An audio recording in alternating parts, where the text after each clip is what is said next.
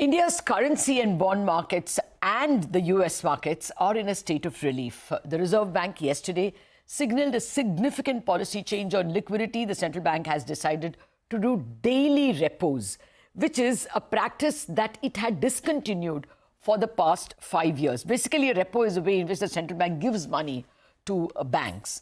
Now, the assurance of daily liquidity to banks has raised chances of a rate cut in February.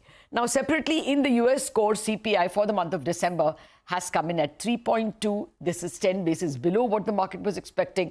That has meant US yields have seen some relief, falling by about 12 basis points to 4.66 from nearly 4.8 earlier this week. Now, bets of 1 and even 2 rate cuts from the Fed this year have gone up significantly, well, not significantly, slightly, compared to what it was earlier in the week. To understand the future cause of rupee, bond and dollar, I have with me Neeraj Gambhir of Axis Bank and Mitul Kotecha of Barclays Bank. Gentlemen, good morning and thank you very much indeed for sparing time for me. Neeraj, first to you, is the daily repo announcement a major source of relief, and does it increase chances of rate cuts? I won't go on to say that it increases the chances of rate cuts as yet, because the inflation is still an issue in India. But as far as the liquidity management is concerned, I think it's a significant change, because earlier Reserve Bank would not give a daily repo liquidity. Now they have started doing it. The notional amount that they've announced is about 50,000 crores. And more importantly, in this facility, they have included standalone primary dealers. I think that's another constituent of the market which requires this kind of liquidity on an overnight basis. So it's a significant change in the liquidity management strategy of the central bank. And essentially what the Reserve Bank is trying to do is assure the market of continued provision of liquidity, notwithstanding its active intervention in the FX market and the changes in the government balances. And that's what is kind of quite reassuring to the market. Okay. Well, now let me get to the US markets as well. Mitul, how would you read the PPI and the CPI numbers? Would you say now rate cut chances have improved? And basically, have we seen the worst of yields, at least in the near term? I think the market is still going to be very choppy. Yes, there has been a marginal shift in expectations of easing, but I think if you listen to Fed officials, they still sound fairly cautious on inflation. And there's a lot of uncertainty, obviously, on Trump's policies and how inflationary, or whether there'll be inflationary, particularly tariffs, but also immigration policies. So I don't think the inflation release marks the all clear. And I think there will continue to be uncertainty. We continue to see just one rate cut from the Fed this year in June. So we don't think the Fed will be in any rush to ease. And then after that cut, they may hold off for perhaps even a year and only start to commence easing again in the second half of next year, when the growth picture starts to turn more negative for the US. But for now, growth is holding up well. The labor market data still remains pretty firm. So I think one slightly softer inflation print doesn't really move the needle from our perspective from the Fed. Mm-hmm. So how would you look at the yield itself? 4.8 can be revisited, you think? We've been talking about potentially even hitting 5% on the 10-year Treasury yield. And look, we weren't too far off that. Obviously, yields have dropped on the back of the CPI release. But it is likely that, given how much of a term premium has been built into the yield curve here, and real rates moving higher, there's still, in our view, a risk, especially given the uncertainty around the inflation outlook and growth outlook and Trump's policies. We could still see yields potentially moving higher, even reaching that 5% level.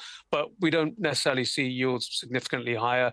We also wait to see what's happening with the reconciliation in the US and whether there's going to be any spending cuts. And that's could have some implications for potentially lower yields further out. But for now, I think we're probably still going to be gyrating, and potential for 5% remains in place. Okay. In which case, we haven't seen the worst of the dollar rally as well. Neeraj, what would your take be? A significant fall from the 110.1, but is that just a near-term relief? I think it's a very temporary relief. I mean, to the point on US yields, I think the fact of the matter is that the latest estimates of US fiscal deficit are at around 7% of GDP. So that's still a very, very, bloated fisc as far as US is concerned. It basically means much higher, borrowing requirements by the US Treasury. Their funding cost is going to go up. And that's also going to put some pressure on the fisc. So I think all in all, whether it is the inflation or whether it is the growth or whether it's the fiscal, I think all fingers are pointing towards the fact that US yields will probably remain elevated. And I don't disagree with the assessment that it could potentially cross 5%. So if US yields continue to inch up higher, I think there will be pressure on dollar to appreciate, and that will lead to pressure on currencies like INR. So I don't see in the near term, at least, the pressure on INR to abate significantly.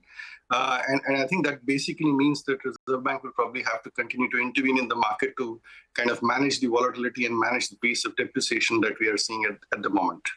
Okay. Mitul, your thoughts, both on the dollar and the rupee. You think this peak to 110 is just a near-term peak and maybe even 115 is on the cards? Yeah, I would tend to agree with Neeraj. I think ultimately this pullback in the dollar is probably temporary. The market perhaps had become a little bit overextended in terms of positioning and sentiment for the dollar. Obviously, the CPI has taken some of the steam out of the currency. But again, any pullback is probably temporary. We would still see a lot of the factors driving the dollar higher remaining in place. And that's, US exceptionalism, as you highlighted, higher US rates in terms of bond yields. And we're looking at that rate differential between the US and many, many countries, even with India, the 10-year US-India differential, the advantage India has narrowed to about 2%. And again, for the rupee perspective, similarly, any pullback in the rupee at this point, in our view, is still going to be a temporary pullback. I mean, again, it still remains relatively rich from a valuation perspective. We also see potential for more volatility, more flexibility in the currency under Governor Malhotra, and at the same time, outflows, FPI outflows have started to pick up again, and that's also adding a little bit more pressure on the currency. So again, if it is any real perspective of catching up with some of its peers, that still implies some further depreciation of the rupee in the weeks and the months ahead. Okay, Neeraj, how would you read the rupee? We had the trade deficit number, which looked much more benign after the correction for gold. Even the earlier numbers have been brought down a bit. And plus, the RBI allowed on Monday and Tuesday the rupee to kind of find its feet. A fairly decent depreciation. Now the overvaluation which the November REER gave us, it was 8% overvaluation as per the 40-country REER. Now that looks, it must have been corrected, isn't it? So is there much more of a rupee fall? I think it's not just about the overvaluation in terms of the real effective exchange rate, right? It's more about what's happening in the short term to the flows. You rightly pointed out that the trade deficit is not the concern. Current account deficit for this year is likely to be less than 1% of GDP. So that's actually very, very benign current account deficit situation for us. I think the issue is really with the capital flows. Till such time we are in the regime of stronger dollar, stronger US yields. Basically, the US growth continues to be fairly strong, and which basically means that it is becoming the main area of investment for everyone. So I think the flows are moving towards US, and that is putting pressure on the capital flows, and that's kind of putting pressure on all the currencies, and not just India. I would like to point out that the rupee's depreciation since November has been pretty much in line with what most of the major currencies have done. So it's not an exceptional depreciation that we are seeing at this point in time. But I think it's simply a question of when do we see the dollar strength to abate? When do we see the US yields to kind of settle down?